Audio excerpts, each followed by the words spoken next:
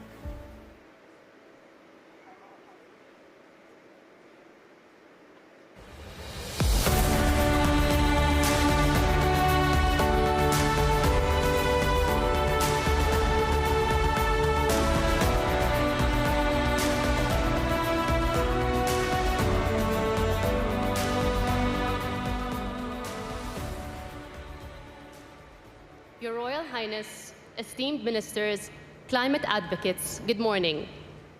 I'm thrilled to stand before you today as we set off on the second day of MENA Climate Week. Thanks to your presence and your support, the first day was a tremendous success and filled with insightful discussions, innovative ideas, and collective determination to address the pressing climate challenges facing our region and the world. Today, we continue our journey towards a more sustainable and resilient future for the MENA region and the planet as a whole. And with that, our program for today is packed with engaging sessions, inspiring speakers, and collaborative discussions. We will dive deeper into climate policies, innovative technologies, and sustainable practices that can drive positive change in our region. Our first panel discussion today focuses on the vital aspect of climate action, the domestic market mechanism. It plays an instrumental role in enabling all sectors within the kingdom to tackle their emissions. And today, our high-profile panelists will tap into the intricacies of greenhouse gas crediting and offsetting mechanisms, GCOM, exploring its capacity to drive emission reductions and stimulate sustainable development. Join us on this enlightening discussion with our distinguished panelists, spearheaded by Noura Sderi, sustainability expert in the designated national authority.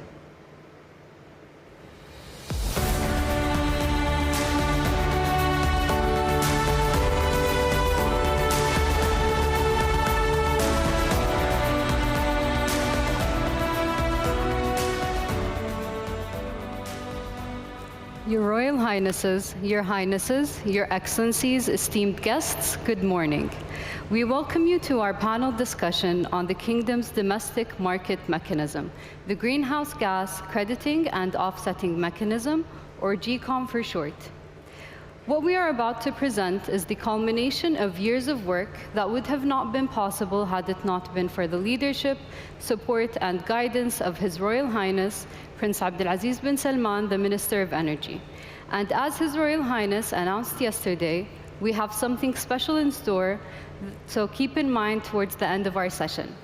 We are proud to advance the Kingdom's climate ambitions through the domestic market mechanism, ensuring collective action in our journey towards a sustainable, low-emission future.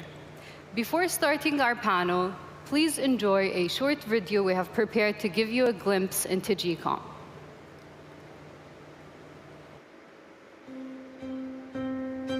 It began with a promise made at Sharm el-Sheikh COP27. Now, a year later, GCOM has turned ambition into resolute action, delivering a robust and transparent mechanism that goes beyond climate action to drive positive social, environmental, and economic impacts.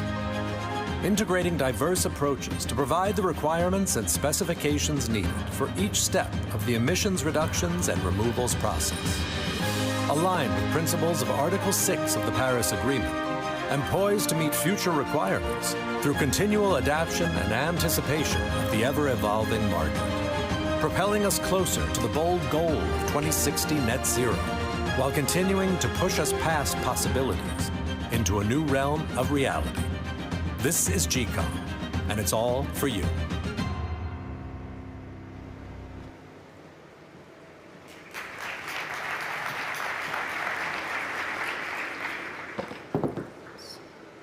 Today, I'll be joined by 4 exceptional speakers who I am proud to introduce, starting with Maria El-Jishi. She is an international policy advisor at the Designated National Authority and also the Kingdom's lead negotiator on Article 6.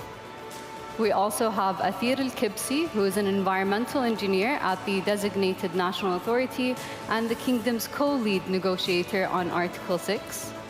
We also have Oleg Dobrovolsky, who is a regional director at the International REC Standard Foundation. And last but not least, we have Pirumel, who is the manager of market and non-market implementation at the UNFCCC. Welcome, everyone. So to start off our panel discussion. I'll start with you, Maria. Could you please give us a glimpse into GCOM and what are its anticipated benefits for the kingdom? Thank you very much, Noura. I'm happy to do so. So, as we've heard several times now, GCOM is Saudi Arabia's greenhouse gas crediting and offsetting mechanism. We like acronyms in the energy world, so GCOM.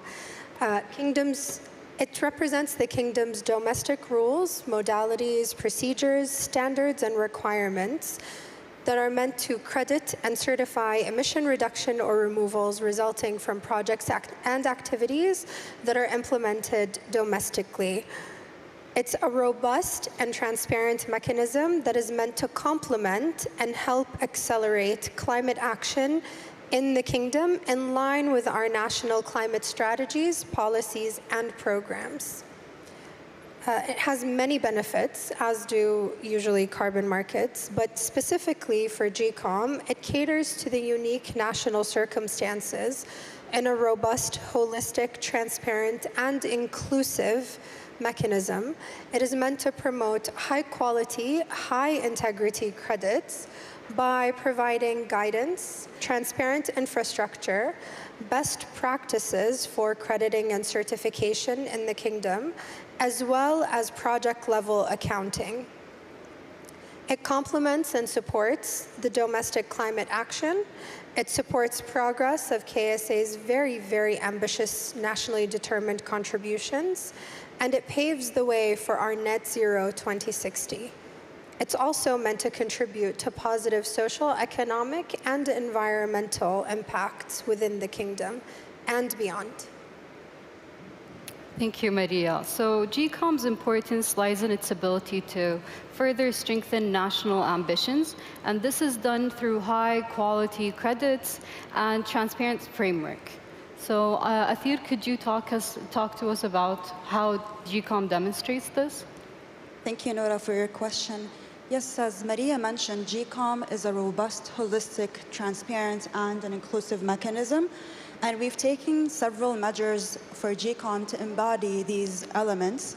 First being additionality. We've established additionality as a guiding principle where project activities participating under the mechanism need to demonstrate that their contributions go beyond business as usual and that they are additional and would not have occurred in the absence of the mechanism. The project activities need to demonstrate additionality by passing a 3-level additionality test, one of which is a barrier test. Also, we've established transparent infrastructure where all of the projects and credits have tracking numbers that remain the same for the entire life cycle of these projects and credits. And also, it helps us track the underlying information and data for these projects and credits. All of the data, information, documentation for the projects and credits will be publicly available on the website. And of course, we can't talk about transparency without having a glimpse over our website, which helps increase the accessibility and awareness for all stakeholders involved. We've listed all of the information that a project participant might need, such as the guidelines. It lists the steps for GCOM from project planning and preparation. And the first step in project planning and preparation is selecting the type of project, whether it's a GHG or a non-GHG metric project. And also we have the GCOM registry on the website. Thank you, Athir. So when you talk about the GCOM incorporating both GHG and non-GHG metrics, this has to take me to my next question to you, Oleg. So one way to trade the non-GHG metrics is through the energy attribute certificates or the renewable energy certificates. So for the audience's purposes, could you give us a difference between carbon certificates and the renewable energy certificates? And also, could you speak on how projects within the kingdom can benefit from renewable energy certificates? Most certainly. So these are fundamentally different tools for different applications. And the renewable energy certificates are a market-based support mechanism for renewable energy projects on one side, and on the other side, they're the tools for the end consumers to be able to choose, claim, and support the portion of renewable production on the grid.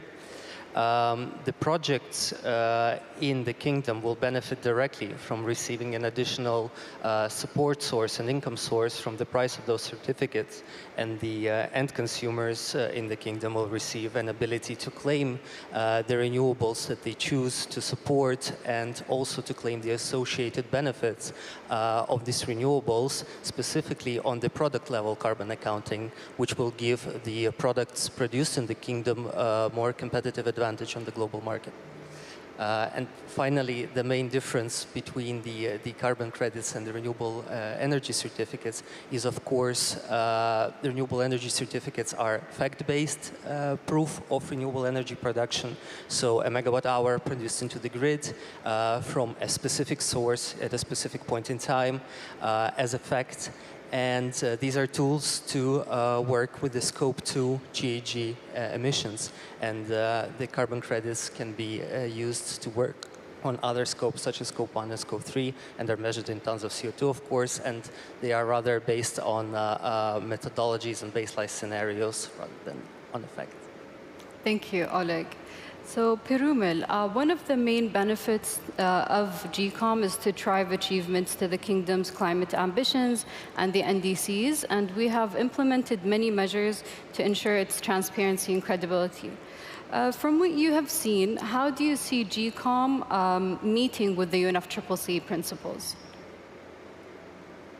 The UNFCCC principles, like that has embedded, like all has been said by Maria and Athir, in terms of transparency, credibility, integrity, is the foundation or the pillar stone of any markets to work in a more efficient and effective way, whether it's being in domestic scenario or in an international scenario. And I think in Athir's presentation, we have seen the various quality steps that has been taken up within this domestic market in terms of starting from identification of the activity, quantifying that activity, and she talked about additionality, and also talked about the tracking. That's much more important. So from an international perspective, there are rules being made, and that in a domestic context do not necessarily need to be followed as is, but it can be used as a good practice reference when these units are used within the domestic circumstances.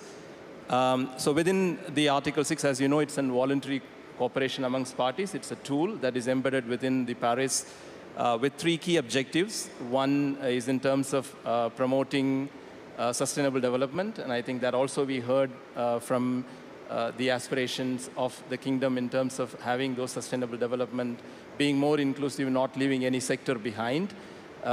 So that's something that as the Article 6 has embedded in terms of allowing all types of reductions and removals being eligible to be within the market mechanism. The only difference between the Article 6.2 and 6.4, there are two instruments within the Article 6. So the 6.4 is more as a centralized system. All steps that has been elaborated and established by Athir in terms of what GCOM is trying to do would be done at an international scale under the governance of members who have been nominated by the countries to oversee this mechanism. The 6.2 is about cooperation between two countries, as long as that they can voluntarily cooperate amongst themselves, taking into account of any standards that they feel is comfortable in terms of making a transfer of mitigation outcomes amongst themselves. So the GCOM, it is being conceived at this moment as a domestic thing. And if it is going to be engaged in an international transfer, it has certain obligations under Article 6.2 when it reports to the UNFCCC for international review. Apart from that, it is up to the cooperating parties to decide on the rules, modalities, and procedures when you are engaging, following the principles that were adopted in Glasgow. So I would say that it is very well within the ambit of what is being discussed out there and what we had listened from GCOM at this moment.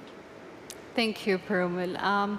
And you talked about Article 6, and we cannot go into discussions of Article 6 without our lead negotiator. So, Maria, can you give us some insight into how GCOM is aligned with the different principles of the article? Yes, yeah, thank you, Nora, for the question. So, as mentioned by Perumal, Article 6 is an international mechanism for how credits can be traded among countries, either 6.4 or 6.2.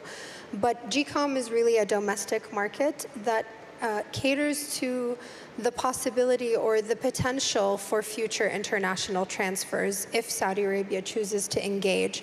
So there are several elements or principles in the guidance of Article 6 that we've already implemented domestically within our GCOM market. And just to mention a few of those, and the most important ones are our tracking and accounting systems to keep track of where the credits are at all times and be able to really maintain comprehensive records of our credits from cradle to grave, if you will, from the first issuance of the credit all the way to the cancellation or retirement of that credit.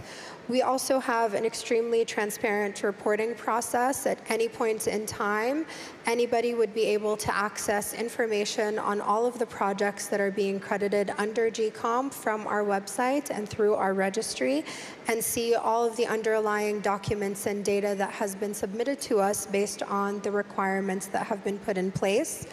We also have a requirement for all of the baselines to be set at below business as usual in order to align with what Article 6 has set out.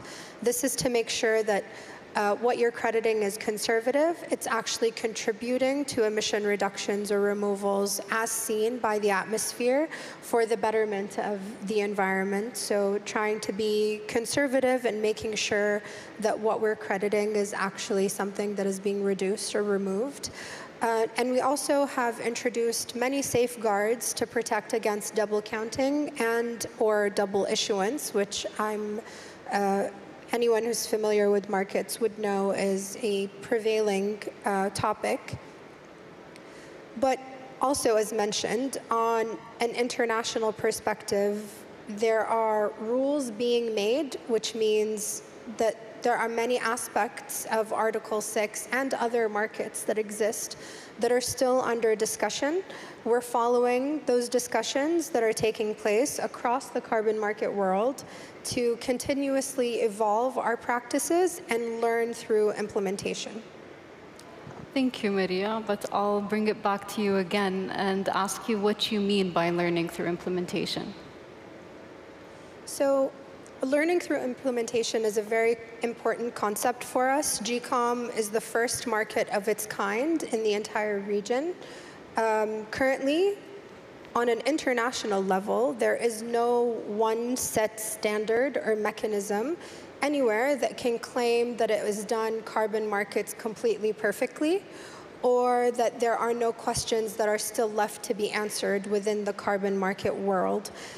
There's also no one that can claim that they set the one standard on a global level of what mechanisms should do. There are many who are trying to evolve the standard. There are many conversations happening across many different bodies to try and figure out how we could set the tone on an international level, but so far there isn't one. And the entire landscape of the markets, as far as we're concerned right now, is that of growth and evolution. We've seen a narrative shift that happened during the clean development mechanism era that significantly impacted markets. A similar shift is occurring now as a result of the Article 6 rulebook being completed. And we've seen many existing markets going back and reviewing their processes, and many domestic markets have been announced. And I use the word market here quite loosely because many countries are coming out with frameworks. They're coming out with regulations of how they would like carbon credits or certificates to be treated or issued or used within their geographic boundaries. And all of that, of course, has an impact and is being done for a reason. One, it's because the unique approach is necessary to accommodate each country's national circumstances. And two, as said, if you engage in bilateral or multilateral cooperations, really it's up to the cooperating parties to decide on how they want to implement it, because at the end, when their reports are being reviewed, they will be held accountable in front of the world to a certain degree about how they chose to do their cooperation and what they chose to report on. But for us, for this market, for GCOM, we fully intend to implement a mechanism that is suitable to our national circumstances, that is inclusive, that leaves no sector behind. And it's meant primarily to help accelerate our NDC achievement and allow for us to increase our ambitions in the future. And just to my final note here is that we absolutely do not intend to implement this market in a silo from what is happening across the world. We're watching the evolving landscape, and where it's appropriate and suitable, we are actually contributing and participating to the evolution of that landscape, because we believe that markets can have a positive impact, and ours is really designed to be agile, to be adaptable, and to be future-proof, if you will.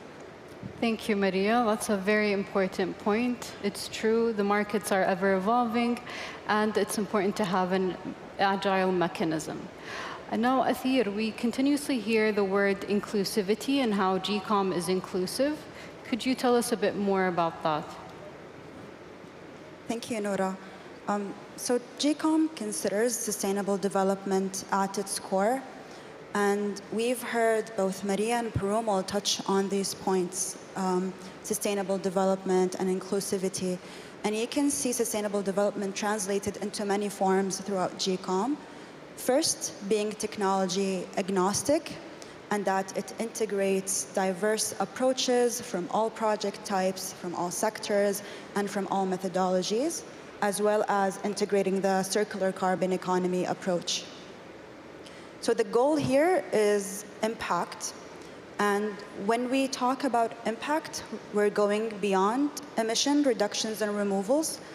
We're ensuring that project participants and project activities under GCOM are contributing to the progress of Saudi Arabia's United Nations Sustainable Development Goals. And the goal here is positive impact, and a comprehensive and an inclusive tool such as GCOM will ensure that we're realizing a sustainable future for the kingdom and hopefully inspire beyond. Thank you, Athir. Now, Perumal, given the evolving nature of market mechanisms, how have host party roles changed compared to previous UN mechanisms?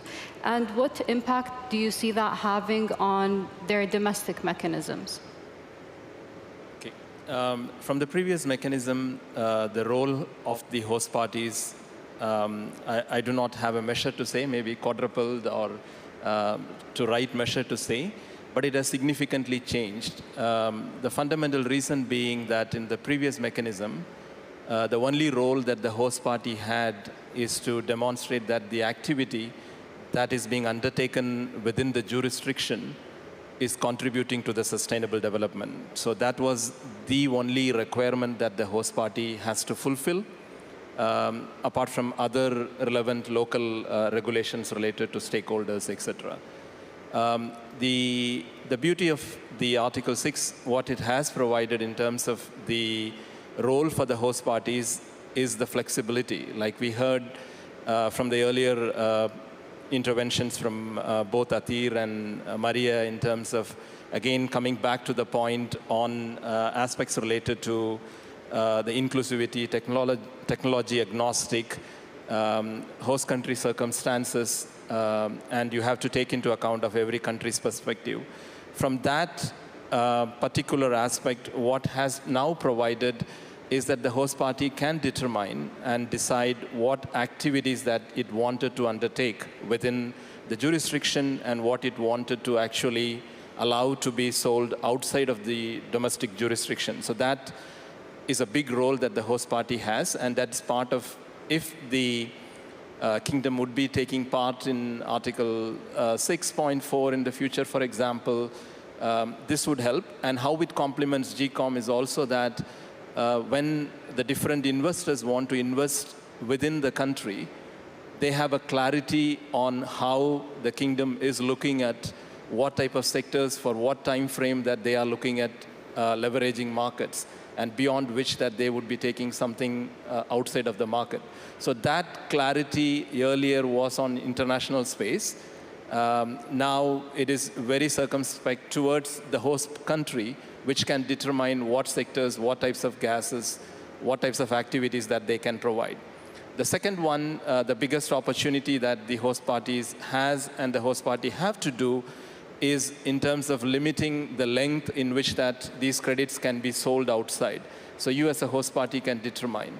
The third one, earlier there was 3 global approaches, and this is being approved in a global scale, and the host countries cannot adapt it.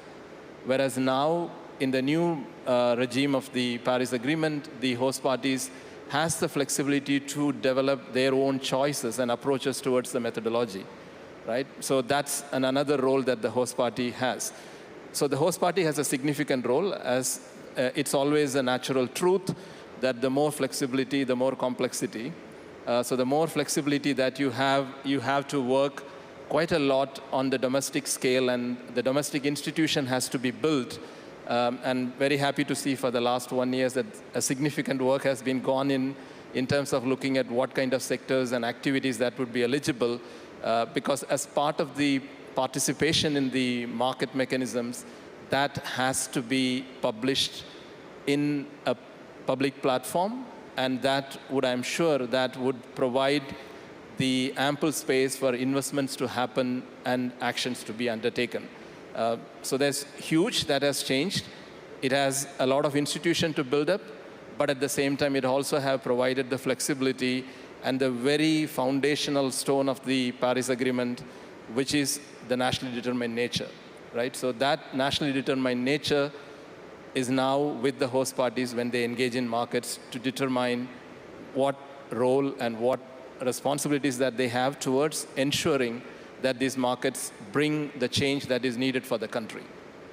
Thank you, Parumil. So we understand that there has been significant changes in the roles of host parties, and they've gotten much bigger responsibilities now.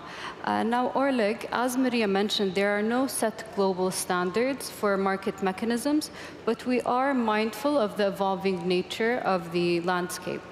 Has the use of RECs been impacted by the changes that have been implemented? So first and foremost, I hear here very good and important principles such as technology agnostic, national implementation. These are what you could say are the best practices, including for the REC mechanisms as well, and more importantly, implemented nationally. So one of our mottos is international standard, national implementation. So while having the implementation nationally secures the stability of such a system, such a mechanism, such a market, REC mechanisms are also by nature much more local and national compared to carbon markets. So if you think about carbon markets at the moment, they're very much international. And more than 95% of RECs globally are usually redeemed within the borders of one country or one market, which makes it a very local instrument. Now, I've already touched upon the fact that the instruments are in their core different, and the fact-based nature of direct markets makes them less prone to potential scrutiny connected with the carbon markets, voluntary carbon markets, as a matter of fact. And I think what the designated national authority is doing here in the kingdom is quite unique in a way of potentially giving a home to a REC mechanism within one roof of an overwhelming national mechanism for the carbon markets. So I think this will prove to be a successful start, and hopefully other countries will follow the lead as well. Thank you very much, Oleg. Now for my last question will be to my two panelists. How will GCOM support the kingdom's climate ambitions? So Athir, we can start with you. Thank you, Nora. We have placed climate plans that are very ambitious for ourselves, and this calls for collective engagement and collective action. And we believe GCOM provides the platform for collective action because it allows for activities that wouldn't have been able to exist without this mechanism to exist.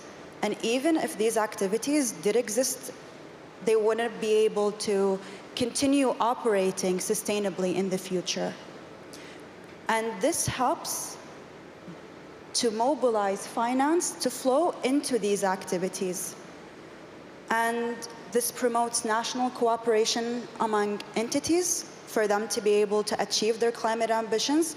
And when you have all of these pieces coming together, what you will eventually have and the progress that we're going to start having is achieving our nationally determined contributions, our NDCs, and our pathway to net zero by 2060. Thank you, Athir. Maria?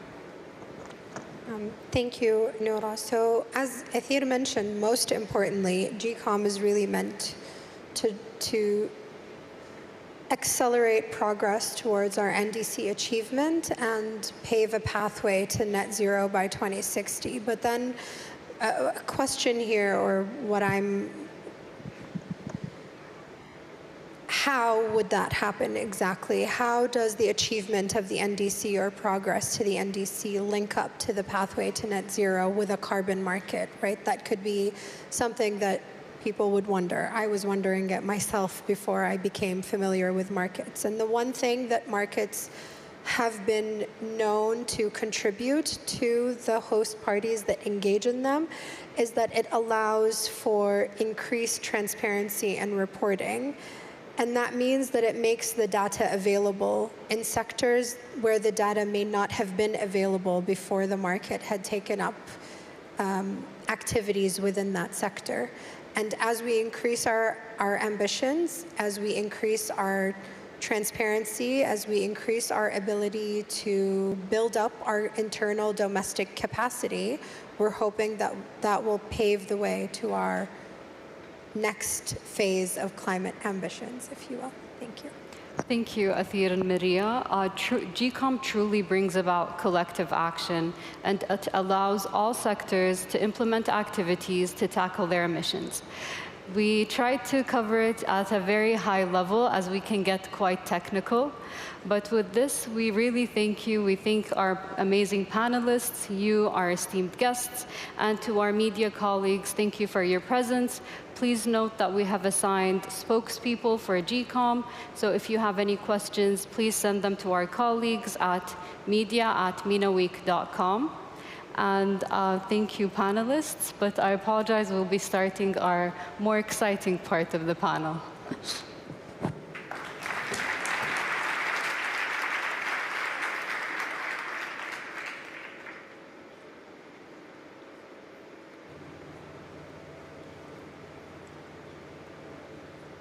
Your Royal Highness, if you could kindly turn your attention to your iPad and give us the honor of making GCOM live and operational.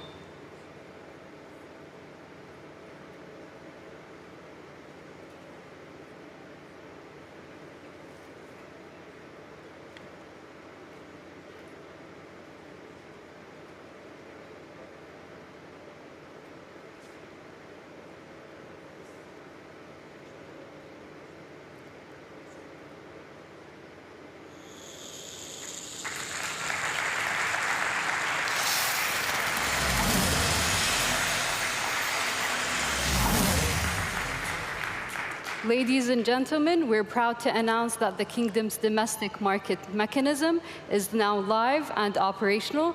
Please take out your phones, scan the barcode, and check the website. And thank you very much for your attendance. Have a nice rest of your day.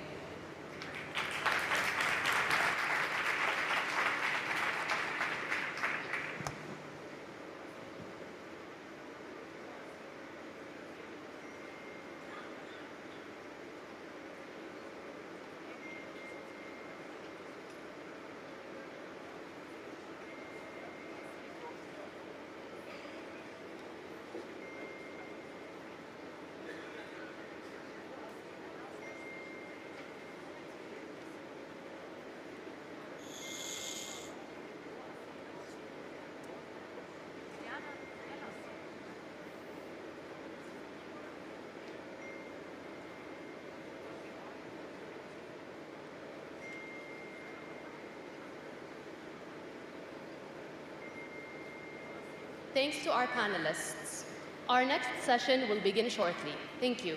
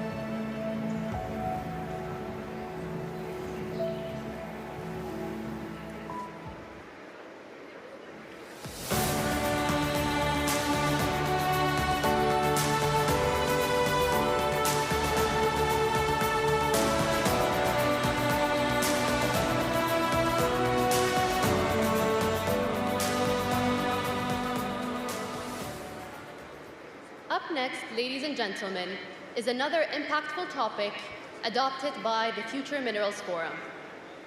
The Future Mineral Forum stands as one of the premier global assemblies, uniting senior government officials and industry leaders with a common purpose: to forge resilience and responsible mineral value chains.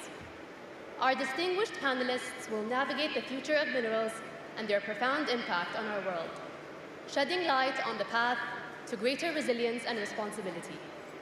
We're excited to welcome the members of our forthcoming panel discussion, steered by Ido Panini, FMF's Director of Strategy, Program and Content, as they step onto the stage. Thank you.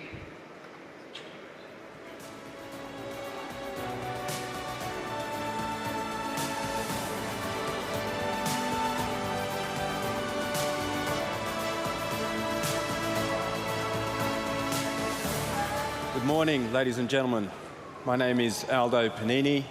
I am the Director of Strategy, Program and Content for the Future Minerals Forum.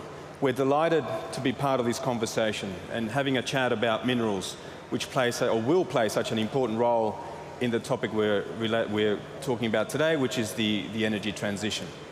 Before we start the panel, however, I'd like to welcome on stage Professor James Ski, who's the chair of the Intergovernmental Panel for Climate Change. Professor Ski will give us some remarks, and then the broader panel will join us on stage. Thank you, Professor.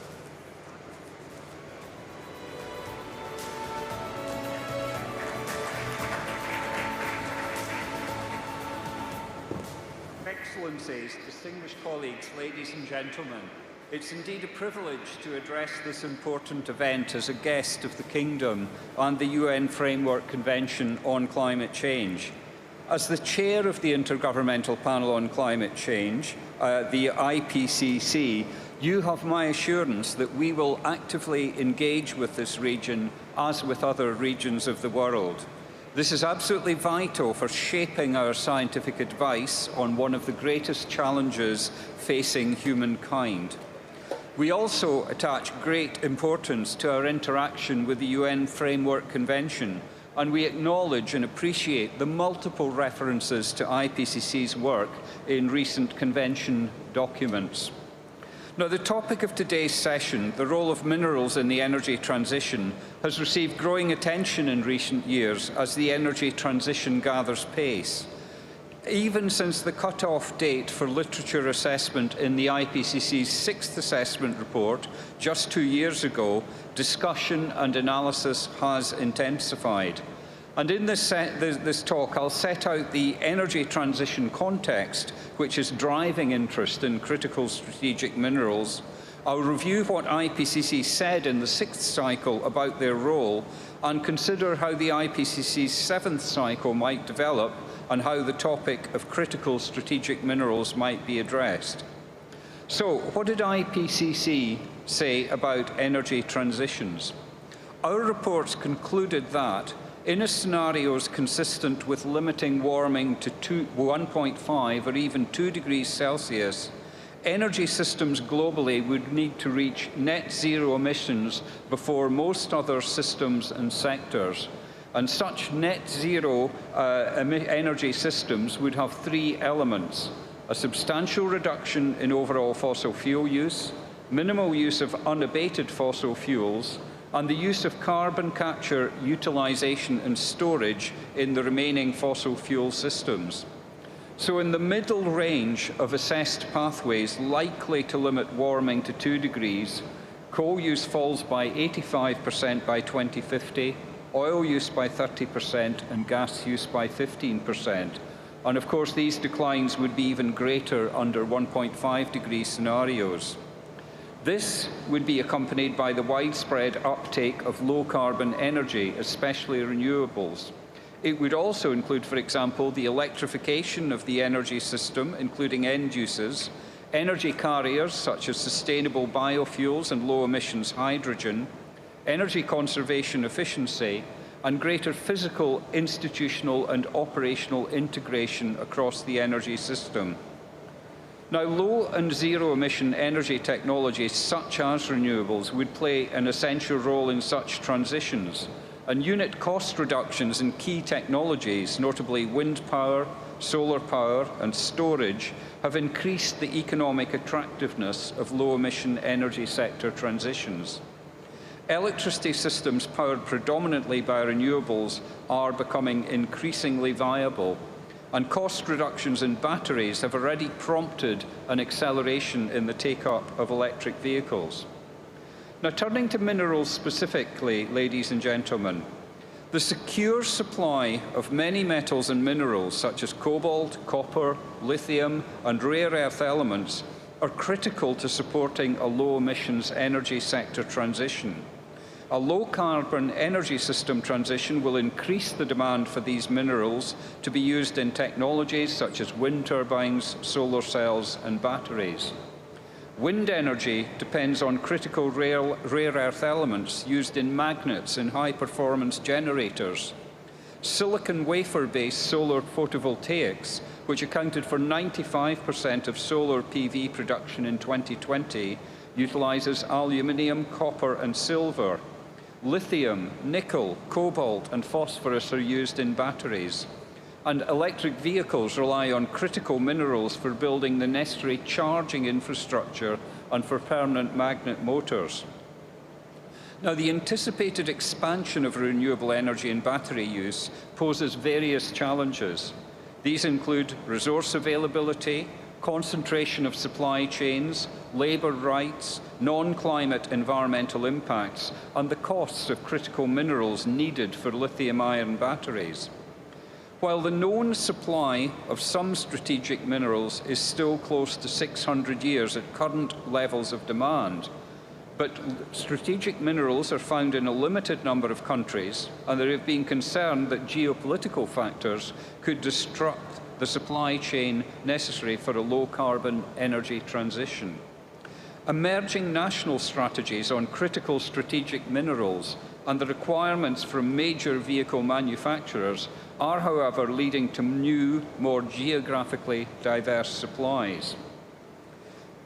Concerns have been raised about the non-climate environmental impacts of mining for these materials. Metal production itself is energy intensive and difficult to decarbonise. However, electric vehicles powered by low emissions electricity do have a large potential to reduce land-based transport greenhouse gas emissions on a life cycle basis. Now, innovation has a role to play in managing the potential risks associated with renewables and battery deployment. The well-known circularity concepts of reduce, reuse, recycle, and remove come into play here. There are alternatives to the strategic minerals currently used to support a low-carbon transition. Wind turbines can be manufactured without permanent magnets to reduce the need for critical minerals, though the production costs may be higher and their efficiency is reduced. Alternatives to silicon, such as thin films, could be used to produce solar cells. Thin films use much less material than silicon-based photovoltaics, but they do contain other potentially critical metals, such as tellurium, cadmium, and gallium. Alternatives to lithium-ion batteries, such as sodium-ion batteries, are becoming more practical and feasible.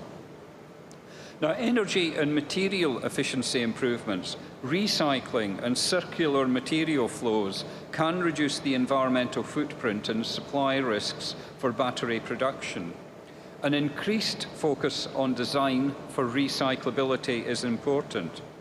And given the high degree of a closed-loop system is conceivable, and in addition, the standardization of battery modules and packaging within and across vehicle platforms would improve material efficiency and recyclability. So, distinguished colleagues, ladies and gentlemen, I now want to turn to the future. The IPCC is starting to consider its programme of work under the 7th cycle, which has just started and which will last from between 5 to 7 years. Within the next few months, member governments will be in a position to determine and plan which reports and products might be delivered under the 7th cycle. Now, just last week, our UNFCCC colleagues published a synthesis of perspectives regarding the components for the first global stocktake, which will conclude at COP28 in Dubai. The numerous references to IPCC outputs in conclusions, including those relevant for the energy transition if global warming is limited to be 1.5 degrees, are both flattering and a reminder of the responsibilities of ourselves as scientists. Having made a significant contribution to the first global stocktake, the extent to which IPCC could contribute to the second global stocktake in 2028 may be a factor that member governments want to take into account when they make decisions concerning the seventh cycle. Once a plan for the seventh cycle is agreed, our scientists will start to scope out the reports and present the outlines for approval by governments. Now, the last full IPCC scoping meetings took place in 2017, and it is very fair to say that there was no explicit mention of critical minerals, nor for just transition, for example, in the approved outlines. And this is a reflection of how fast the world has moved in recent years. Authors were able to approach the question of critical minerals through the lens of innovation and wider socioeconomic and environmental consequences. And in the seventh cycle, subject to the views of scientists and governments, there is an opportunity to take a much more focused approach. One thing I would add is that IPCC operates alongside other UN environmental assessments, and the role of our sister organisation, the International Resources Panel, is particularly relevant in the context of strategic minerals. I have been an advocate of greater engagement and cooperation between the various UN environmental assessments, and the topic of critical strategic minerals is an obvious candidate for such cooperation. By working together, we can harness our collective wisdom to address the multiple challenges we all face: climate change, biodiversity, and resource management. So, just in closing, the IPCC key messages from the last cycle are: the energy transition is already taking place, and there is increased recognition of this. Any energy transition compatible with 1.5 or even 2 degrees warming has profound consequences for the use of energy, renewable energy and storage, with a resulting scale-up of demand for strategic minerals. But there are approaches for managing the associated challenges through diversification of supply, the application of circularity concepts, and innovations. So to conclude, I do look forward to engaging and having fruitful discussions in this session and throughout this Regional Climate Week. Thank you very much for your attention.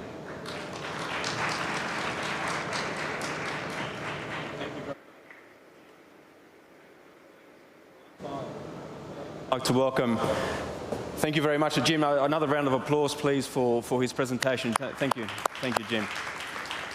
I'd now like to introduce the panelists for this next session, starting with Abdulrahman Balushi, Assistant Deputy Minister for Mining Enablement at the Ministry of Industry and Mineral Resources, Saoud Mandil, Vice President, Technology, R&D and Innovation for the National Mining Champion, Ma'aden, Dr. Thamal Jardani, General Manager of Mining and Hydrocarbon Research at the King Abdulaziz City for Science and Technology, Mr. Ali Al-Mutaidi, Executive Director of the Future Minerals Forum, part of the Ministry of Industry and Mineral Resources, and Dr. Abdullah Nahman, Senior Director of Survey and Exploration Centre at the Saudi Geological Survey. And you've already met Professor Ski. Gentlemen, it's lovely to see you. Good morning. And as I said earlier in the opening remarks, delighted to be here in Riyadh talking about minerals in the context of a climate change conversation, a global conversation.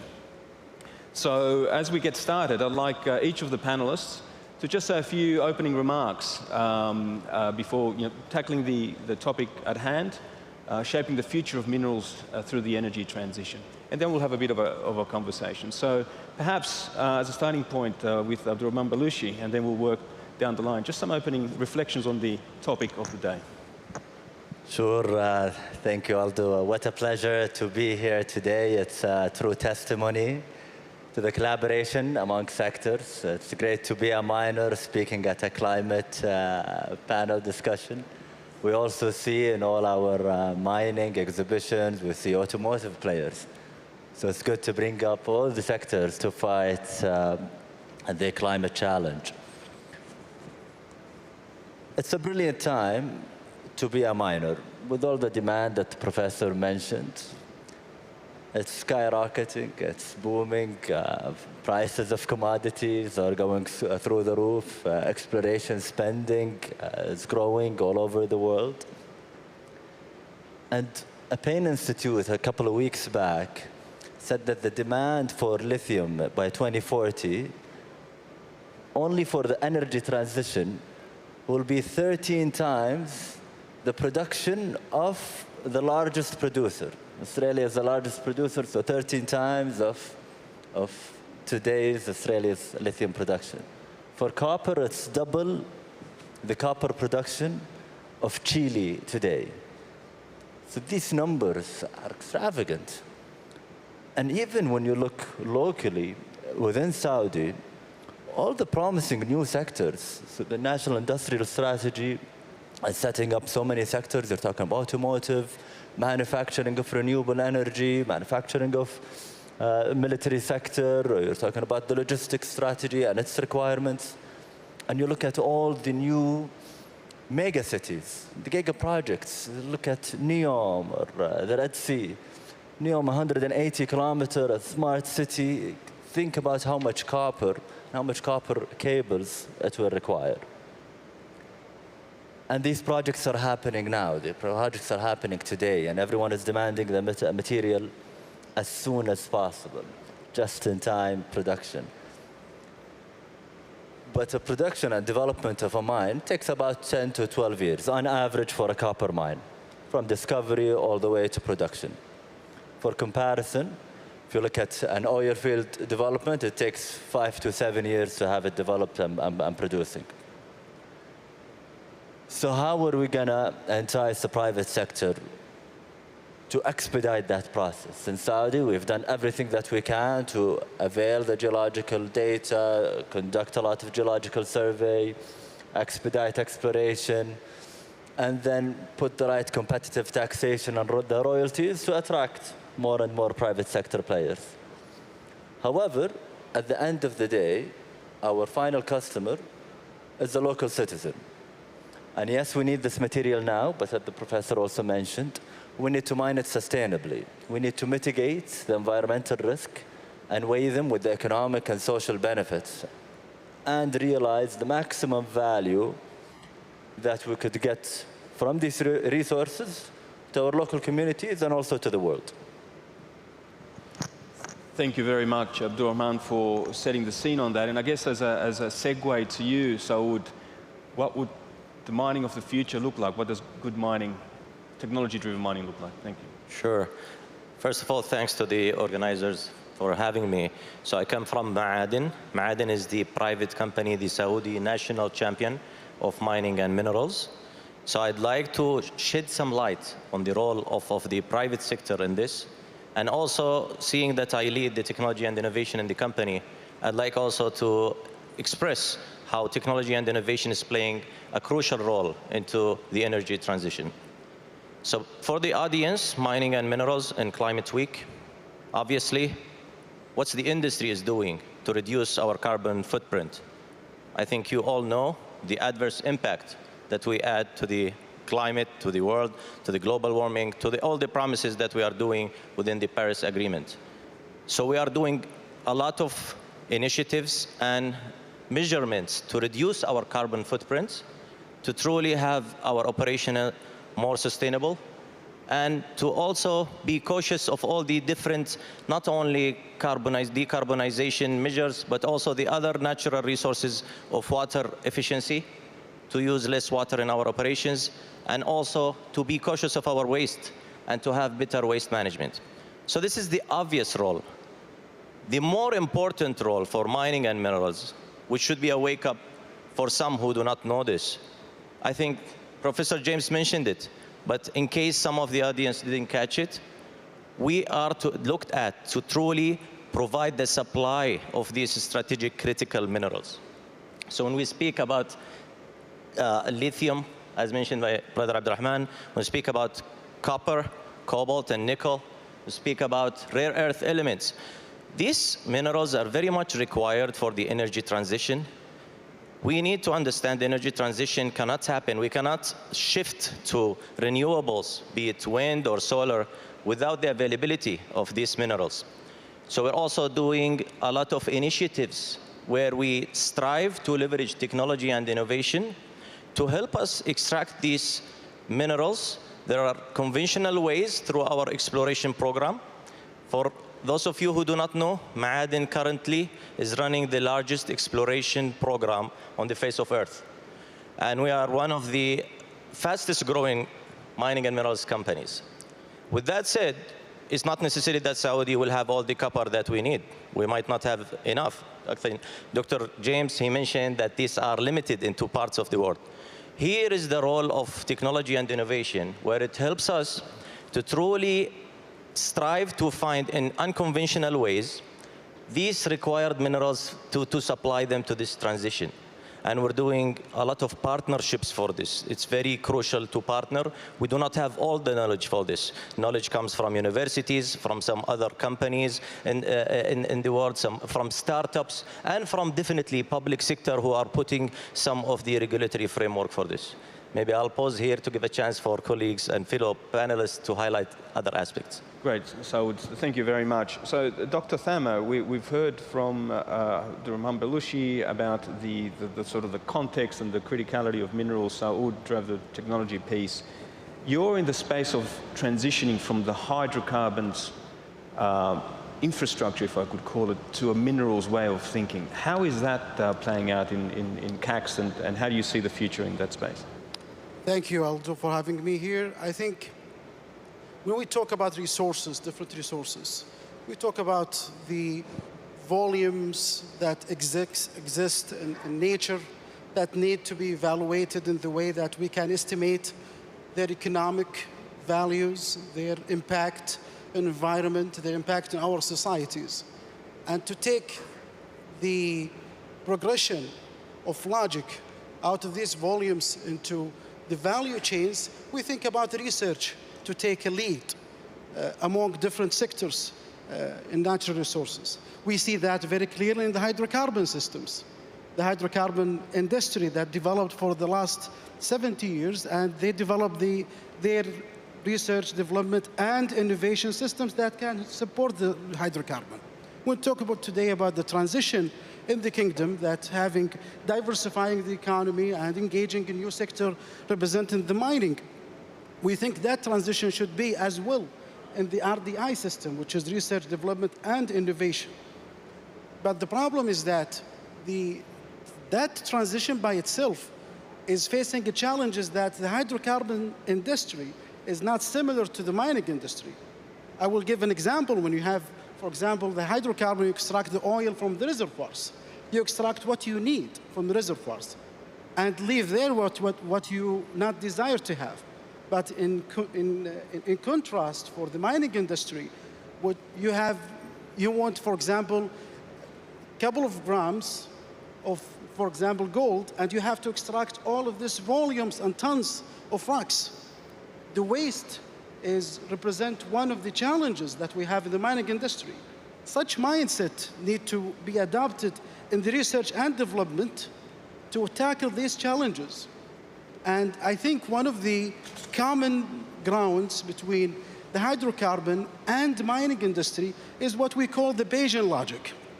The Bayesian logic is when you have more data, you have more constraints to constrain reality. In the end of the day, what you have is probabilities about the nature of the system that you are dealing with. There is no given fact about what you have for the volume estimations, the volume variance of your system, but the more data you have, the more information, constraints, and evaluations for the economic values of that systems. And that's why in the RDI systems, we value the interdisciplinary approaches.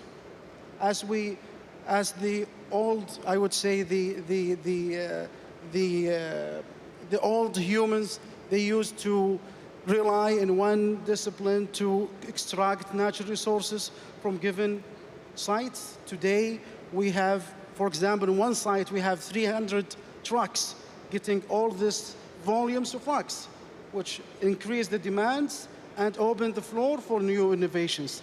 That requires a more interdisciplinary approaches to think about the problems that we are facing.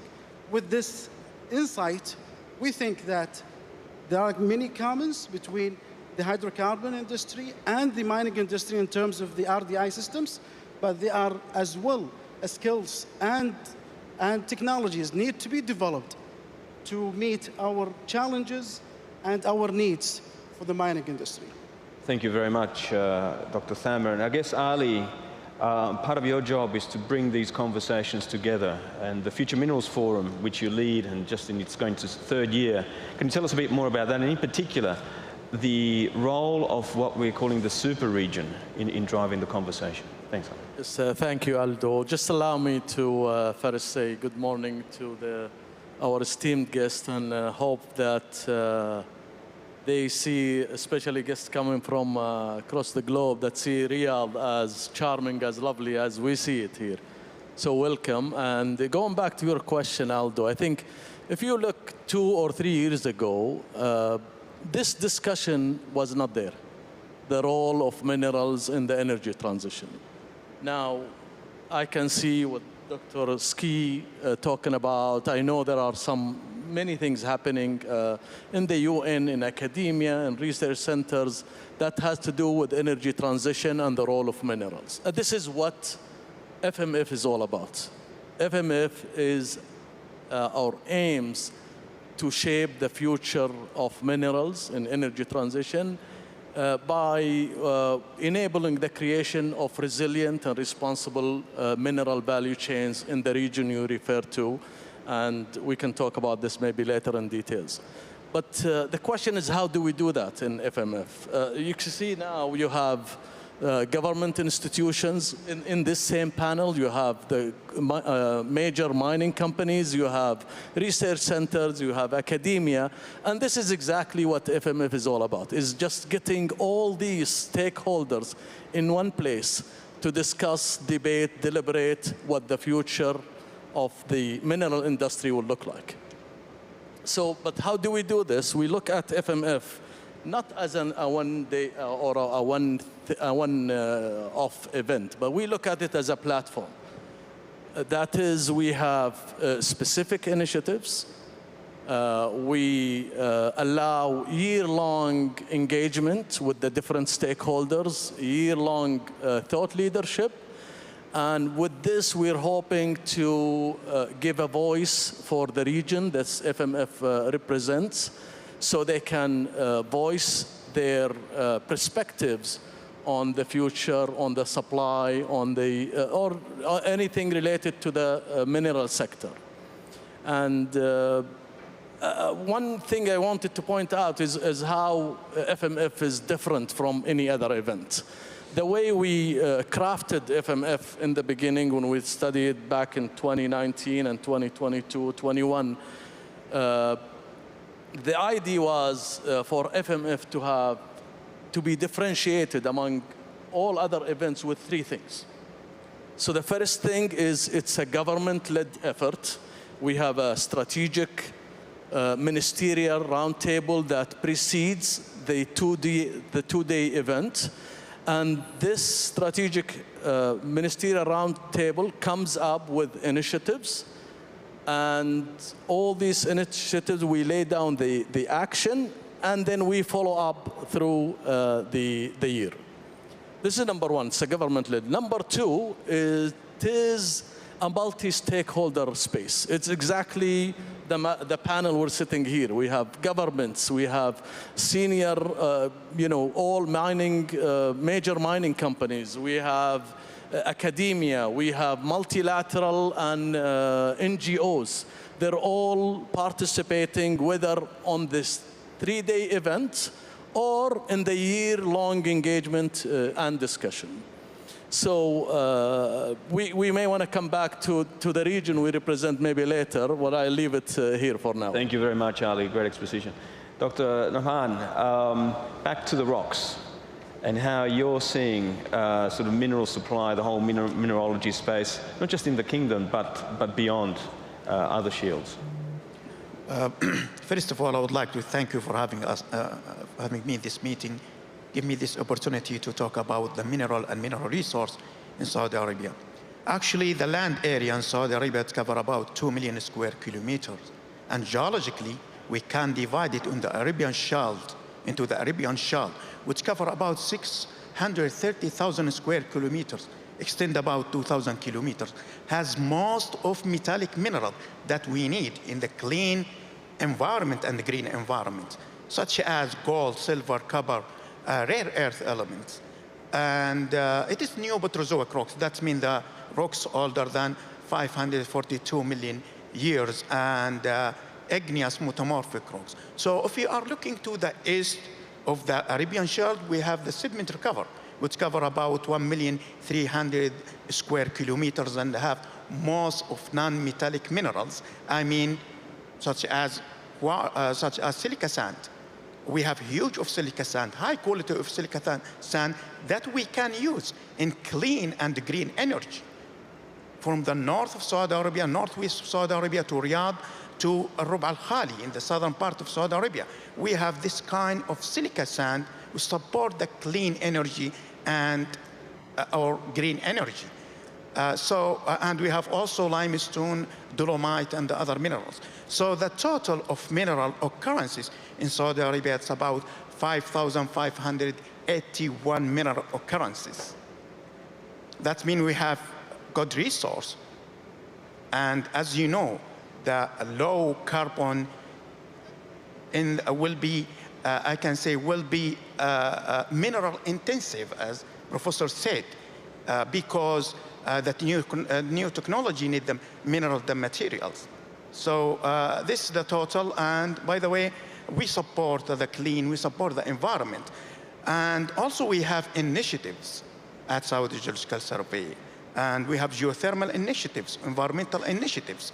And also, one of the most important initiatives is called RGB, Regional Geological Survey, to do airborne survey, cover all the Arabian Shelf, looking for the mineral occurrences that we can use in the clean or green energy. Thank you very much, Dr. Nabhan. And I guess, Professor Ski, you've got a bit of a flavor of what is happening here in the kingdom, the conversations that are being enabled out of Riyadh. And based on your earlier presentation around knowledge gaps and the need to work collaboratively, how do you, as you prepare for the next phase of your work, how do you see the collaboration space and what opportunities might there be?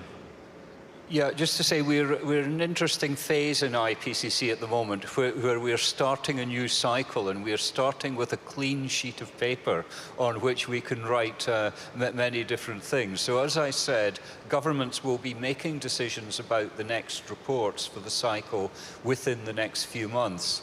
Now, then there is plenty opportunity for different stakeholders from different backgrounds to get involved. Once governments have decided to commission a report, as it were, one of the critical elements is a scoping meeting to which scientists go to decide what the content and scope of that report will be. And I think it's quite important that for Saudi Arabia and other countries in the region to propose scientists to go to these scoping meetings to help to shape the report as it comes about. And I can't overemphasize how important scoping is, because it sets the path for the whole direction. And then once the outline of the report is agreed, there will be a call for nominations from governments and observer organisations for authors. That is another point, at which we can intervene. If nominations come from the governments of Saudi Arabia, other governments in the region, they can be considered. I should just say it is incredibly competitive. We get 5 times as many nominations as we have places for authors, so we need good scientists to actually come along. And there may be other opportunities, for example, through expert meetings, and that's a point at which, for example, we can collaborate with the International Resources Panel. So the opportunities for interaction, I think, are many, and I hope I've flagged just a few. Thank you very much, Professor. Any questions or comments on that point around collaboration and nominating people, perhaps, Abdurrahman? I think it's very important to mention. Your mic. I think it's very important to mention the Center of Excellence initiative that's been stemmed from the Future Mineral Forum and the role of CACST in designing it and bringing all the expertise together. I think it's right on point and supporting the super region and where it's going. Absolutely. Perhaps Dr. Thamer can shed some light on that. Sure. I think, as Mr. Ali and Mr. Abdurrahman, they mentioned there's initiative, one of the initiatives of the Ministerial Roundtable in the FMF 23 is the Regional Center of Excellence. And the Regional Center of Excellence, the idea behind it is to establish a Center of Excellence that tackle the challenges that we are facing, not only in the local scale, but as well in the regional scale, starting from Africa, Central and Western Asia. And the idea of that is to gather all the excellence minds to discuss what are the value propositions that we have that can help the regional extent to solve their problems, and at the same time to provide a platform that we can use for our benefits. I mean, in the regional, as led by Saudi Arabian government as well, and this is the initiative, and we had very fruitful discussions in the workshop 2 weeks ago, and I think you were there as well, Aldo, and one of the major outcomes of that workshop is to build the connectivity across the region, to try to build the bridges across different institutions, either geological surveys, research centers, companies, and other governmental agencies who were interested to be part of this initiative that proposed by the Ministerial Roundtable and FMF. I think this is just a start. And the time as the time goes, we will see how that initiative will impact the mining sector evolution in our regional extent. Thank you very much, Samer. Perhaps on that point, Ali, you could expand a bit on the initiatives working. Yes, Aldo, I think maybe it's time to talk about the initiatives that stemmed from the Ministerial Roundtable in 2023, and we, in general terms, there were 4 initiatives that has to do with the establishment or the creation of global mineral or regional mineral strategy, and then another initiative that has to do with sustainability and ensuring traceable and certifiable products. And then the Center of Excellence with Dr. Thamer just talked about, and then the green metal. And all of this, we do this not only FMF, but FMF, again, it's a multi-stakeholder space where people gather and delve deep into initiatives and discuss what initiatives, how do we, when you have the initiatives, so we establish a roadmap. We come up with certain objectives for each initiative. We lay down the deliverables, and then we start the discussion. And a good example is King Abdulaziz City for Science and Technology is championing the Center of Excellence. And 2 weeks ago, we had about 35 experts gather in one place for 2 days to deliberate, to discuss, to go deep into these actions and identify deliverables and lay down the required legwork. Now, this is what I see is, and these 35 people came from, governments, research centers, education, academia, mining companies. Right. So I guess this is what this is all about, is when we talk about our aim is, or the purpose of FMF is to enable the creation or shape the minerals, shape the future of minerals. We mean work.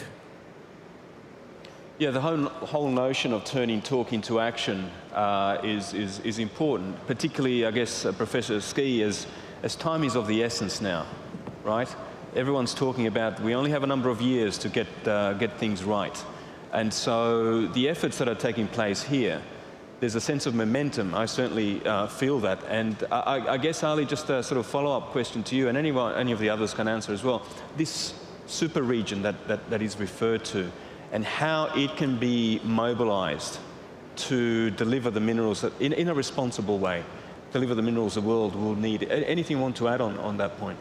So we talked about the region, and we just kind of repeated it maybe 3 or 4 times. So let me clarify that this region that we have identified that FMF represent is, if you look at the map, if the planet Earth was flat, and you look at the map and you look at the whole of, or most of Africa, and then Western Asia, or we call the Middle East, and Central Asia from north to south, and we're talking about 79 countries, and almost 80 countries. And let's look at the population. 3.5 billion people live in this region. That's about 45% of people living in planet Earth. And it is the fastest growing population. It's faster than the global average. So by the estimate is by 2040, it will be 52% of the global population. This is one characteristic, if you like, of this region. Go to the economy and access to capital. 5 of the top or the leading sovereign wealth funds reside in this region. We're talking about $3+ trillion under their management. And you're talking about $1.3 trillion just natural resources export revenues from this region in 2022. And this region economically is growing faster than the global average by 40%. And then the third characteristic of this region is that it has large deposits of minerals, platinum, phosphate, manganese, bauxite, but most importantly of key critical minerals. I'm talking about, Saud talked about nickels, copper, cobalt, for example. These are all in this region. And the fourth characteristic is that this country, or the countries in this region, have similar challenges in the mineral industry. Talk about talent, you talk about exploration, Abdurrahman talked about it, and you talk about infrastructure. Okay. So this is what the region, or the super region we call, that FMF represent a voice for, just to clarify. Great, Ali, thank you very much. So a question for Abdurrahman and perhaps Saud as well. We're talking about the need for a massive increase in mineral supply. The world has not seen that before. How do we deliver those mines, because they will be mined, in 5 years rather than 10, 15 years? What needs to happen? Perhaps Abdurrahman, and also Dr. Abhan, because you're dealing with the upstream, the exploration side. How do we cut that time frame? Well, I think it's quite clear that one country cannot do it alone. So a global perspective on treating these minerals and opening up new jurisdictions and new innovative tools to enhance exploration is a must. But we need to go also beyond that. We need to secure the path from the mine all the way to the port. From the port, all the shipping lanes must be there, finding the right technology to process these material and minerals, and then putting them in the right utilization, whether it's batteries, whether it's military, whether it's solar panels. And that requires a global approach.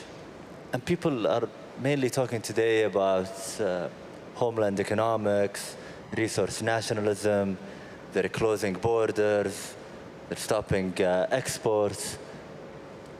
And this is in essence what will derail these energy transition goals, what will derail these SDG goals. The amount of material that is required to achieve this is tremendous. And Saudi Arabia is opening up all its permitting process, availing all its reports. But we realized very quickly that our production will not meet the deadlines that it's required for. So we brought in the entire FMF and the super region that Mr. Ali Mtairi talked about. And we're helping all these different countries. We're collaborating with them, enhancing knowledge and technology. But the human capital element is still missing. The number of mineral engineers and geologists that went into colleges in the US last year was 600 students. 600 students to deliver on all these numbers. In China, it was 1.4 million. The comparison is really stark. The amount of efforts that we're putting to expedite the production of new mines is minimal compared to what's required. We really need to continue to work together to incrementally transform the mining sector, opening up these borders, de-risking the projects that are within this region. The region is strategic wealth of everything, you name it, cobalt, lithium, etc. But it requires a lot of effort, not only from the miners. The miners are doing their job, they're getting paid well nowadays, but the rest, the politicians, the economists, the logistics, they all need to come together to make this dream really a reality and to really fight the climate change the right way. Maybe I can jump in here. Abdurrahman mentioned the role of technology and innovation and how it can help accelerate some of our processes. So within mining and minerals and within Ma'adin, we strive truly to deploy technologies when it comes to digitalization, automation, the use of data, artificial intelligence. Truly, this is helping us accelerate our exploration program tremendously, and even constructing our greenfield projects and our processing technologies. In addition, more specifically, an example around data and AI. Truly, it can help tremendously in the energy consumption reduction and to help us optimize our use of energy within our processes and accelerate that sort of truly reaching the goals that we're after. In addition, the artificial intelligence, we are seeing also additional benefit and value where it helps us simulate and forecast our course of action and how it's helping us reach our net zero targets. Thank you very much, Saud. I guess if I would come back to you, Dr. Nabhan, if there are, what projects are there underway in addition to the geological survey that around exploration or skills development that you might sort of share with us? This is all part of the capacity building within the kingdom and an example of the effort that's required in order to meet the demand of the future, which is not just about the digging up of the rocks per se, but also all the ecosystem that goes around it. And you're at the upstream end of that, trying to put the pieces in place. Anything else you'd like to add on that? You mean at the regional scale, am I right? So I think one of the most important projects we have at Saudi Geological Survey to compare between Arabian Shield and Nubian Shield. So we are looking to the other countries because the geology helps us to identify the mineral occurrences in the Arabian Shield. For example, before Red Sea rifting geologically, the Arabian Shield and Nubian Shield were like one part. So because it's recent, the Red Sea. So because the rifting, we have Arabian and Danubian Shelf. That's if we are as a geologist, we look into the other country, we're looking to other geology, I mean the geology of the country, to understand what kind of minerals we have it in Arabian Shelf. And that's why we have also one project, it's called metallogenic map, to understand the type of mineralization we have it in the Arabian Shelf, that we can compare with the Nubian Shelf in the African side.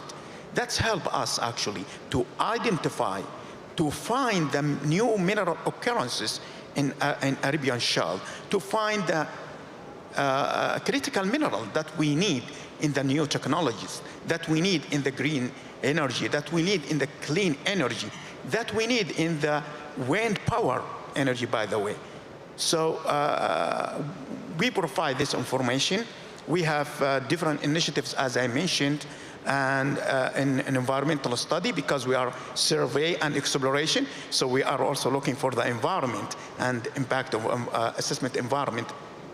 And this is part of our duty to do that. So we are looking globally. We can compare, for example, the new Petrozoic rocks, I mean the Arabian Shelf, with the other new Petrozoic rocks in the world, to understand the environment. Since you have this point, it's guide to find new occurrences, as I mentioned, new deposits in the Kingdom of Saudi Arabia. This is just an example. Thank you very much, Dr. Nabhan. One final formal question perhaps to Dr. Thamra before we start the wrap-up piece. So Dr. Thamra, in addition to, you mentioned centers of excellence, are there other initiatives underway that you can point to that will help in the production of these minerals and the whole of energy transition from a CACS, in terms of what CACS is doing? Just before, diving into this question, I want just to capitalize one of the points that mentioned by Dr. Abdullah, is that, there are many commons in our region. One of them is the geology. And when we think about, the comprehensive view about the regional center of excellence, we are thinking about the societies, the environments, and the natural resources represented in the geology that one day in the past, they were together to form the fabrics that we see today. In fact, that was one of the main drivers of the Regional Center of Excellence. As going back to CACS initiatives, at CACS we represent ourselves as the national lab of the kingdom. And as a national lab, we think about the necessities that we need to tackle among the challenges that we face in the kingdom. One of these challenges is the R&D sector in the mining industry itself. And based on that, we are in the process of collaboration with Saudi Geological Survey and the Ministry of Industry and Mineral Resources to negotiate building a national lab for mining, or what we call the mining park. We're still in the process to identify the outcomes of that mining park, how that will benefit the industry in one hand, and the other hand, how can foster the knowledge and technologies that can be used not only in the kingdom for our local environments and needs, but as well in the region, as we propose this as the region face the same challenges that we are thinking about, and we can think about it as a knowledge transfer and technology development. It goes beyond the national boundaries of the kingdom in the coming few years, inshallah. Thank you very much, Dr. Thamra. So as we begin the wrap-up of this very interesting conversation, I'd like to pose one question to all of you, and to answer in less than a minute if you can. And that question is, what message would you give to those attending COP28 in a few weeks' time? What is the key message you would like to send that group of people? And many of them may be sitting here today. Professor, can we start with you? Yeah, just to say, as the chair of IPCC, I'm forbidden from making policy recommendations, so I've escaped that question quite easily. But just one thing I would flag, that I think this is an incredibly important topic, and the world moved faster than IPCC did over the last few years in considering the topic. So it's going to be very, very important for us to give it due attention, in our next cycle. And if I can pass that on by extension, attention, let's make sure it's raised at COP28 as well. Thank you so much. Dr. Nabhan. I think the same message from Dr. Ski, but what I would also is I think there is a realization of the role of critical mineral in the energy transition, and the FMF, when it started in 2022, the first edition, we only kicked off the conversation, and there was about 32 countries represented and probably 6 to 7 organizations. In 2023, the number doubled. So 63 countries participated, 20 multilateral and NGOs. So I'm thinking this is what's the message to COP is more and more countries are becoming aware of the role of critical minerals in the energy transition. So I think this will spill off to, I hope, to COP28 and beyond. Thank you, Ali. Dr. Nabhan. Yes, well, as I mentioned, zero carbon will be very mineral intensive, will be very mineral concentrated, because that new technology, because the as I said, clean environment need minerals and the elements. So this is just the message that I would like to send. Thank you. Yeah, but without minerals, it's hard to to reach the goal.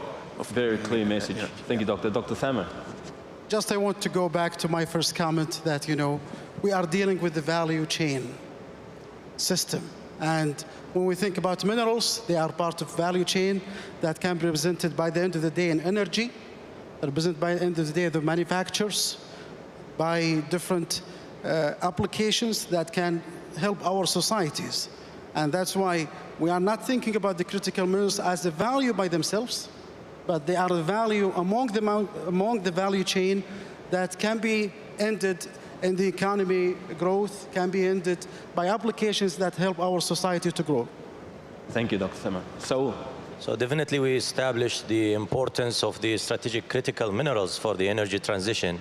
So my message there will be to take into consideration truly the financing and investment aspect, because if we want to accelerate these technology developments that will help us get these strategic critical minerals faster for the energy transition that the planet needs, we need truly to facilitate this. It's not only the companies, the private companies, it's not only the authorities of R&D and innovation and some of the regulatory frameworks, but it's definitely more also from the global perspective and in this intergovernmental collaboration of how to truly develop these technologies in an accelerated way, financial requirements for it, the brains and the knowledge behind it, and truly piloting and truly accelerating this into industrial scale. Thank you, Soren. Abdurrahman. Yeah, I agree. I think it's always good to bring the private sector with you in a discussion because they bring the financing and the money perspective, which is key in any investment. From a public policy perspective, with the vision of our leaders, Saudi Arabia has been a supplier, a lead supplier of energy for more than or almost a century, fueling it with petroleum, natural gas, and now moving into renewable resources, hydrogen, uranium, and nuclear power, and hopefully in the future with lithium, cobalt, and more copper. And I believe with the will and the determination that Saudi Arabia has, I think even if it takes stardust and lunar particles, we'll still deliver that energy required to supply the world sustainably. On that note, ladies and gentlemen, thank you very much for participating. If you wouldn't mind a hand of applause for this great panel. They've been diverse and very engaging. And we hope that this discussion goes beyond this room and into your deliberations for the rest of the week. Minerals are a key part of the energy transition. It won't happen without them. And we also invite you back to Riyadh in January to take part in the Future Minerals Forum, where we will certainly continue the conversation. So thank you very much. Well done.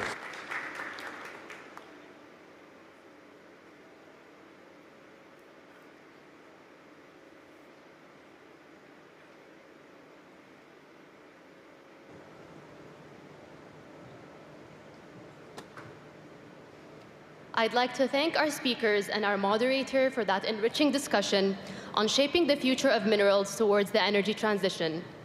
Ladies and gentlemen, our next session on pioneering the development of sustainable hydrogen will begin at noon. Thank you all for your attention.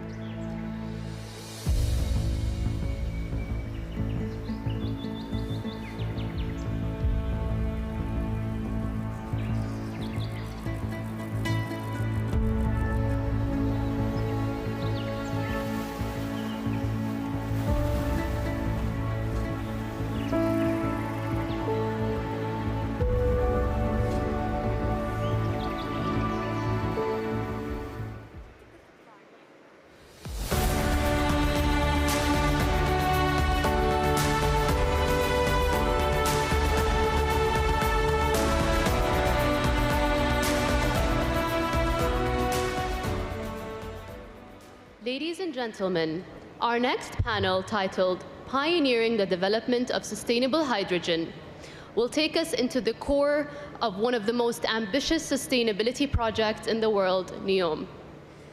This visionary initiative represents a groundbreaking leap towards environmental sustainability. And at the forefront of NEOM's journey towards this remarkable goal is ENOA, that serves as a catalyst for transformative energy transition, incorporating circular design and cutting-edge technologies to bring NEOM's vision to life. Together with the upcoming panel, we will explore how ENOA and NEOM's journey is powered by renewable energy, technology, and a commitment to zero environmental footprint. I'm thrilled to introduce our next speaker and moderator for this session, Sarah Cocker.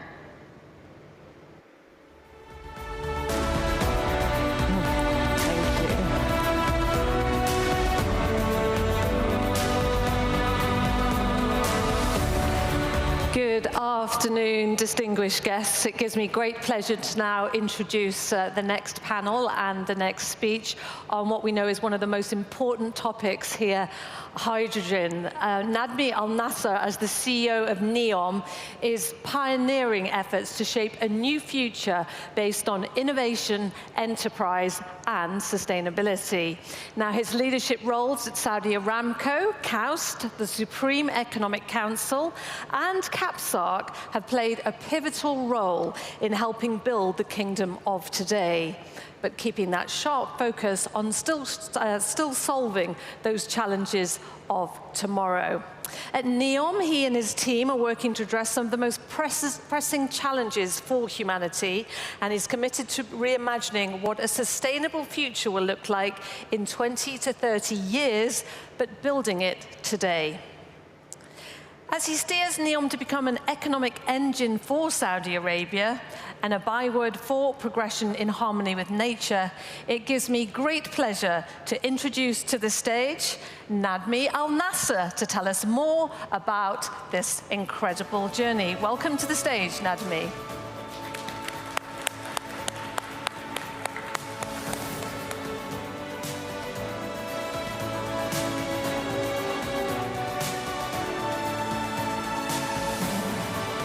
Well done.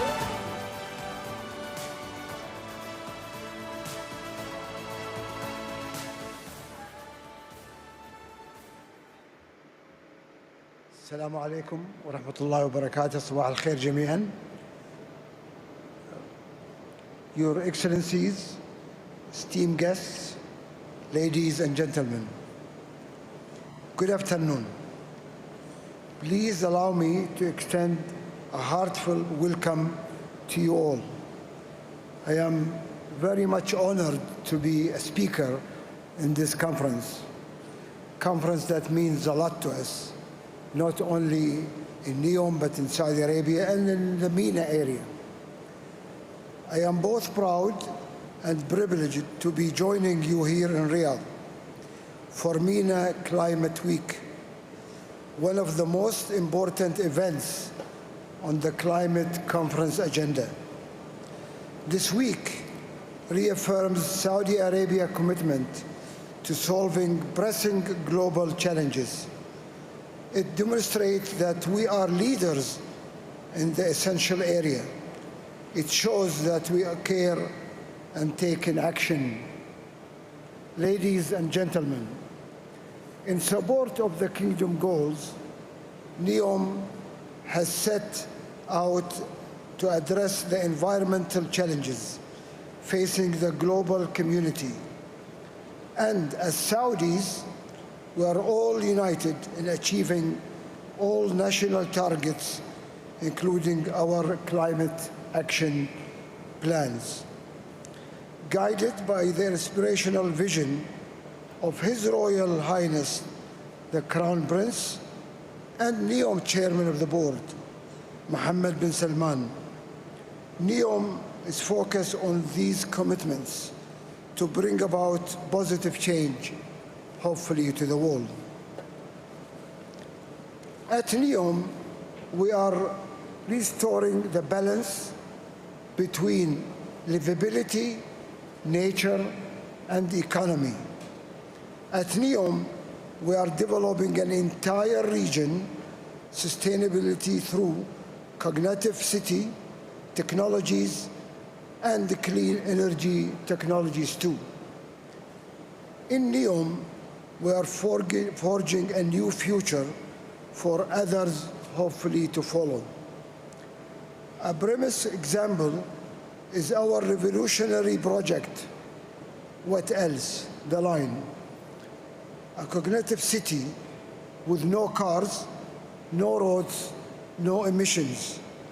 This city of the future will set new standards of livability by preserving 95% of NEOM, leaving only 5% for us to develop to meet all of NEOM economical targets. Today, I am really proud to announce that NEOM has been developing and piloting a cognitive compliance tool for environmental and carbon management, enabled by the latest drone and image recognition technology. This vital equipment is being tested as we speak, and it is done through and across our construction sites that is all over NEOM.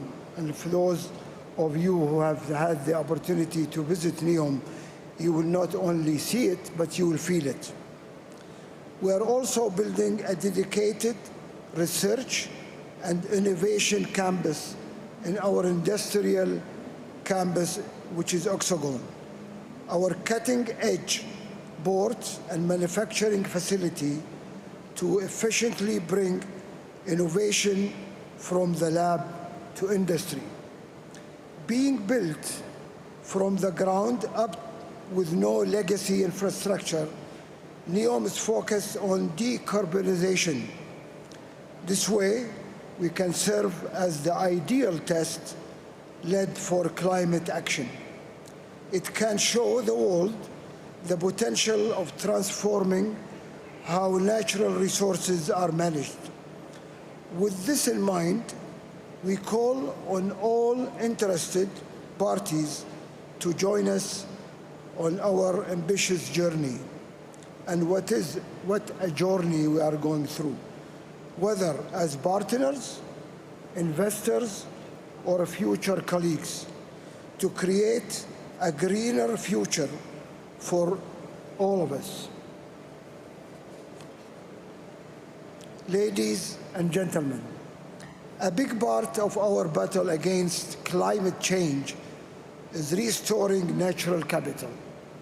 So NEOM is developing science-based conservation programs and natural capital preservation initiatives to achieve just this. Working with community leaders, NEOM environmental team is exploring innovative and practical ways to combat land and sea biodiversity loss. Our closed-loop circulated water system will allow NEOM to restore its groundwater reserves and create an ideal environment for wildlife preservation, supporting the Kingdom's commitment to being a top climate action leader. Indeed, it is. Clean energy is also at the top of our agenda in NEOM. Studies show that the cost of producing solar, wind, and green hydrogen in the area of NEOM and the rest of GCC is 1/3 cheaper than the global average. We want to fully capitalize on this and contribute to the global transition to clean energy. NEOM is making a substantial investment in green hydrogen, as you may have heard, technology deployment, led by our INOA, our dedicated energy subsidiary. We plan to diversify the regional energy mix working alongside our global partners. The NEOM green hydrogen plant, the world's largest green hydrogen production facility on Earth, will start producing green ammonia in 2026. And 2026 is like tomorrow. So we started it a few years ago, and we are on schedule to meet the target in 2026. Joining me shortly on the stage will be my colleagues, Peter and Ronald from INOA, to expand on NEOM's plans for clean energy solution. Ladies and gentlemen,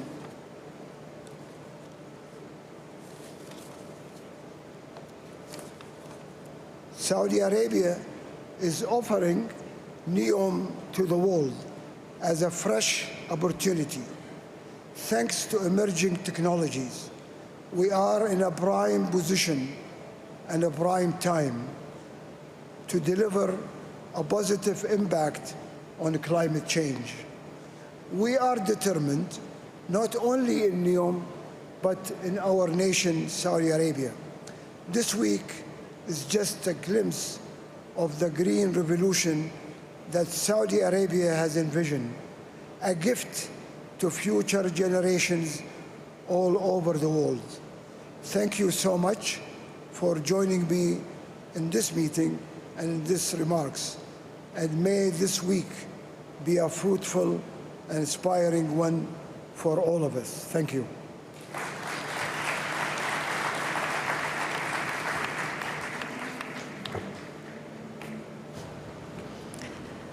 Thank you so much for that insightful update on the great progress that we heard about there in NEOM. Shukran Jazeera, Nadmi Al Nasser, the CEO of NEOM. I think another round of applause, please, for that fantastic update. Well, now I want to move on to one of the hot topics that we alluded to there, but I want to delve into it further, and that is hydrogen. Now, it's around us every day, and it's the most abundant element in the universe. It's in the water that we drink, it's in the fertilizers that we spread on crops, and it's in most of the goods that we use every day. And it even blasts rockets into space as well. But it's an essential part of the industrial landscape, and as we consume 100 million tons per year. But still, one of its biggest jobs is still to come.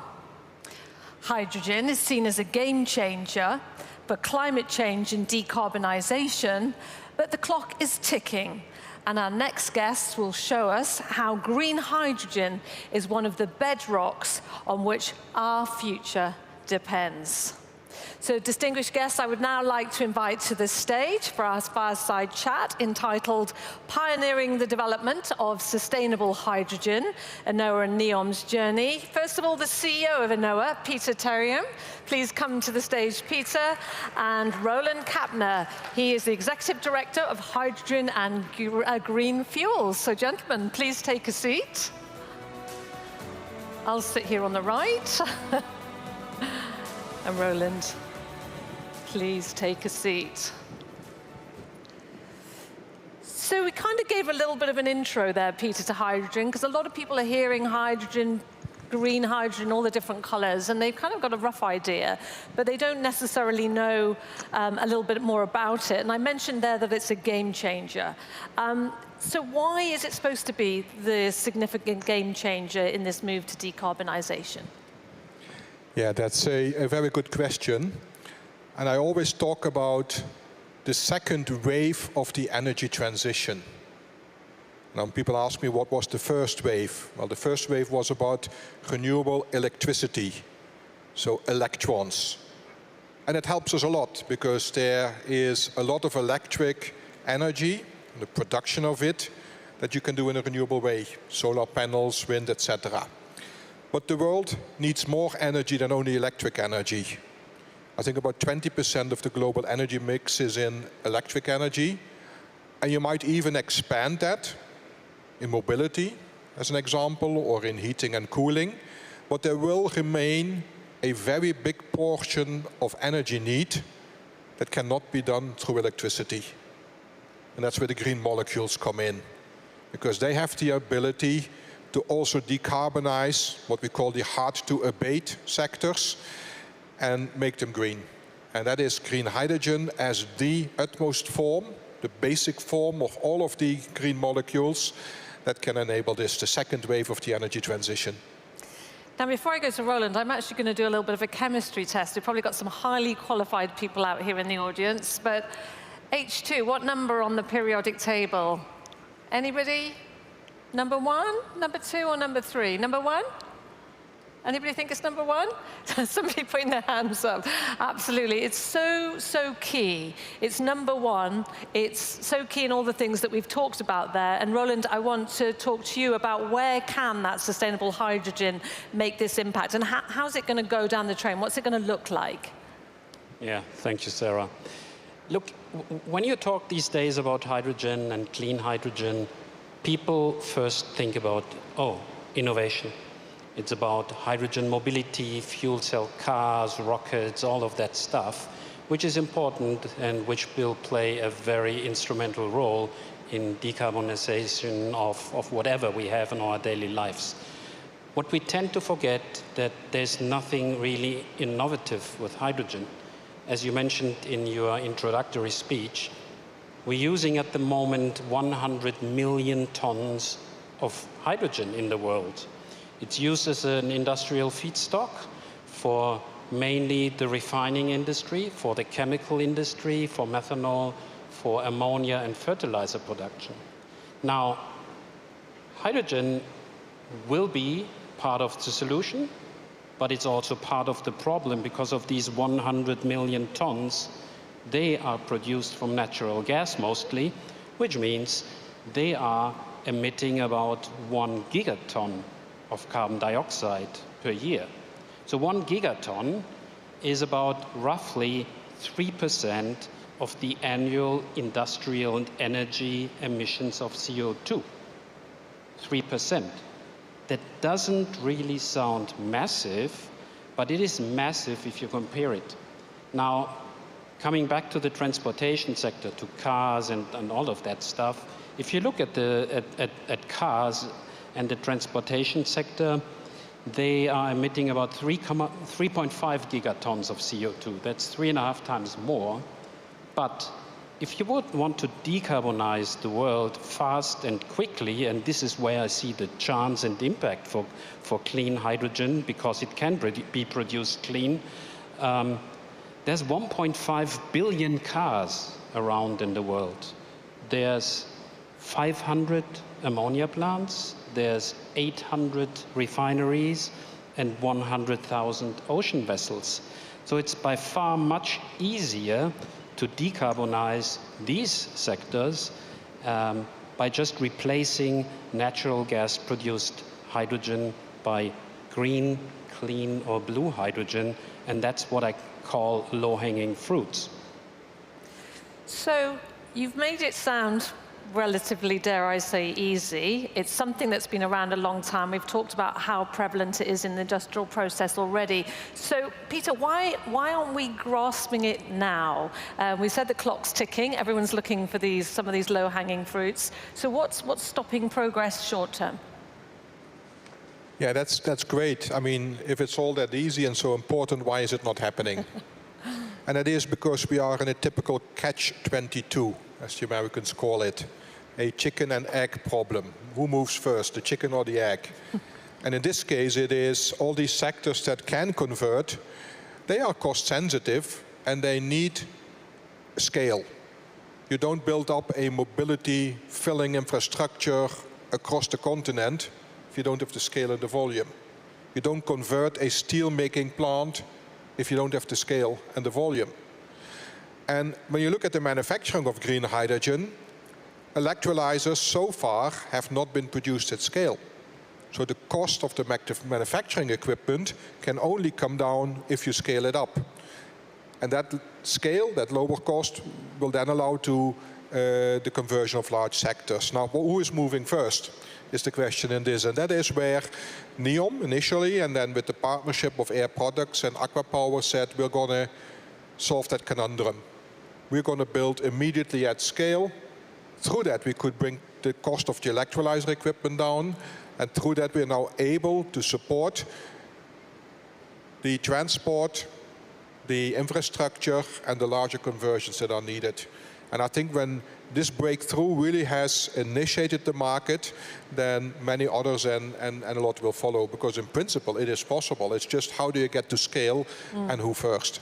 So what's your best guess then on timing? I know that's a very big question, but... Yep, well, I would say before the end of the decade. Because if you look at that, our large-scale plant is coming on stream and delivering the first volumes in 26. If you look at the targets in the EU, a lot of them are focused on 2030. And I think the second and the third plant will be built quicker than the first one. So I think from 27 upon, there's going to be 2 or 3 very critical years until the end of the decade, where I see a lot happening and coming down into fruition.